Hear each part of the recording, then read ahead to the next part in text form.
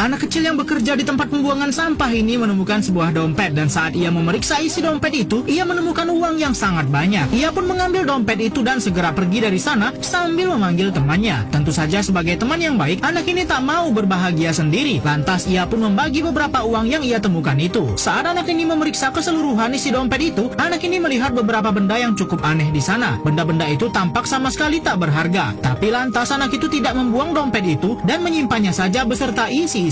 Dan inilah dia pria pemilik dompet itu. Saat rumahnya digerebek polisi, pria itu lantas segera kabur dari kediamannya. Saat polisi sudah hampir menangkapnya, untung saja ia bisa kabur lewat jendela. Tapi sepertinya semua sudut tempat ini sudah dikepung oleh kepolisian yang menangkapnya. Dan sampai akhirnya kaki pria ini tertembak. Karena ia tahu akan tertangkap, pria ini langsung mengambil dompet yang ia simpan di dalam sakunya dan melempar dompet miliknya itu ke tempat pembuangan sampah. Polisi pun ada yang melihat dompet itu masuk ke dalam truk sampah. Pria pemilik dompet itu pun tertangkap dan ternyata ia disiksa di kantor polisi karena ia sudah berkhianat dengan mencuri uang dan catatan semua tindak korupsi milik bosnya yang akan mencalonkan diri menjadi wali kota. Dan ternyata isi dompet itu adalah petunjuk untuk menemukan semua barang bukti yang sudah pria ini curi dari bosnya. Tapi karena pria ini tak mau mengatakan di mana barang yang ia curi, akhirnya ia pun harus dieksekusi oleh kepolisian. Orang-orang di tempat pembuangan sampah ini dikejutkan dengan kehadiran polisi. Pihak kepolisian seperti mencari sesuatu di sana. Dan saat ada salah seorang anak sedang berenang, ia meminta kepala kepolisian untuk memoto dirinya. Dan saat teman anak tadi juga akan difoto, ia malah menghindar. Anak ini bertanya ada apa polisi datang kemari, dan polisi itu mengatakan sedang mencari sebuah dompet. Mendengar itu anak ini langsung ketakutan karena ialah yang sudah menemukan dompet tersebut. Kepala kepolisian ini mengatakan siapapun yang menemukan dompet itu akan mendapat imbalan $1.000